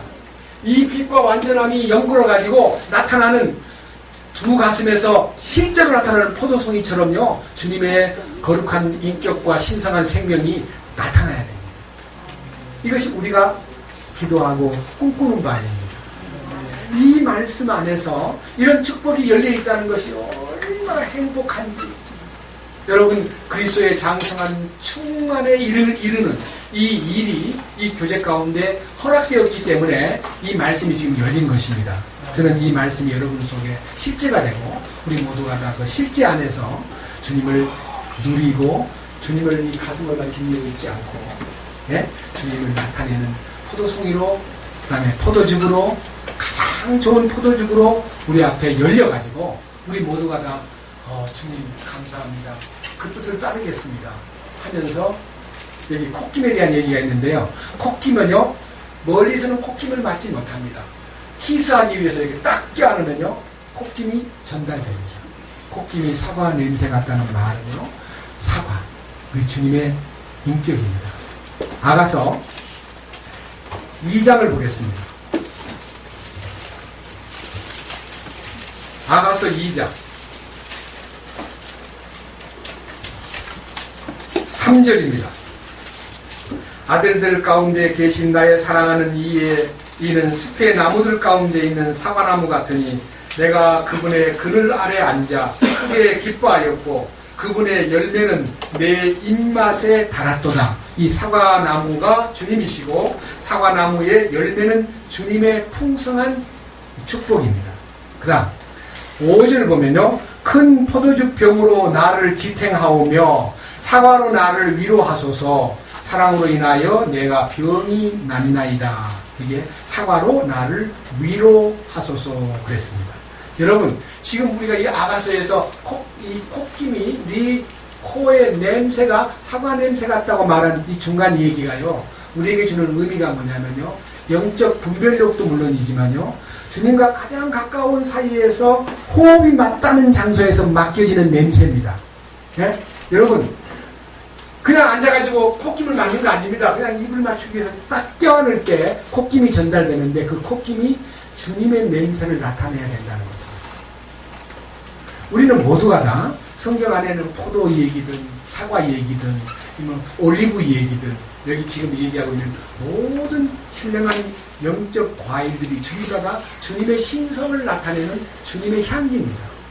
우리는 주님을 나타내기 위한 존재들이기 때문에 우리의 영적 성장만 아니라 우리의 영향력이 아까 말한 대로 이 교제 가운데서 점점 확대되는 것을 주님이 이 아가서 7장 6절에 나타나 있는 오 사랑아 네가 어찌 그리 어여쁘고 어찌 그리 상냥하여 기쁨을 주는가. 여기에 모든 어여쁨과 모든 기쁨이 여자를 향한 주님의 마음속에 있듯이요, 주님도 우리를 보고 기뻐하고 우리를 보고 이뻐하고 우리를 보고 만족하도록 우리는 처세해야 됩니다. 우리는 주님만 생각하고 주님한테만 달라고 구하는 구걸자가 아니고 주님과 이제는 성장을 통해서 당신을 나타내고 주님의 인격을 닮아가는 신부로서의 자격을 갖추는 이 신부단장의 시대가 우리에게 주어진 이 21세기 우리 시대라는 것을 잊지 말고 주님 더 기뻐하는 자리로 전진하기를 주님의 이름으로 간청드립니다. 주님 감사합니다. 오늘도 우리는 주님의 성장에 충만한 그 자리, 성령으로 충만시킨 영광된 빛의 열매를 맺는 그 자리, 주님이 정하신 완전하고 완벽한 그 자리, 우리를 거기에 이르도록 이끄시는 주님께 감사드립니다. 우리는 주님의 빛과 완전함을 꿈꾸는 사람들이었지만 이제는 주님이 우리에게 허락하신 그 축복 안으로 우리를 초대해 주심으로 우리가 그동안 사탄의 포로가 되어 사탄에게 지배받던 삶이었는데 이제는 왕이신 주님 앞에 포로가 되어 주님의 성분을 우리 가운데 나타내시고 주님의 거룩한 인격과 통치권을 우리에게 보여주심으로써 우리의 신앙생활의 변화를 요구하시는 그 뜻을 저희가 발견하였습니다. 이 거룩한 말씀이 우리의 삶 속에 실제가 되고 우리 삶 속에 주님과의 관계에서 참으로 끊을래야 끊을 수 없는 사랑의 관계와 끊을래야 끊을 수 없는 신랑 신부로서의 약속의 관계가 우리에게 더욱더 견고하게 인침받도록 우리를 이끄심을 인하여 감사드립니다. 우리 가운데 잠자는 자들이 많습니다. 그들을 깨워주시고 주님이 준비된 가장 좋은 포도즙으로 그를 적시어서 달콤한 흐름 안에서 그가 깨어나 말할 수 있고 그가 깨어나 주님을 찬양할 수 있도록 이끄시옵소서. 우리 주 예수 그리스도의 거룩하신 이름으로 기도드렸습니다. 아멘.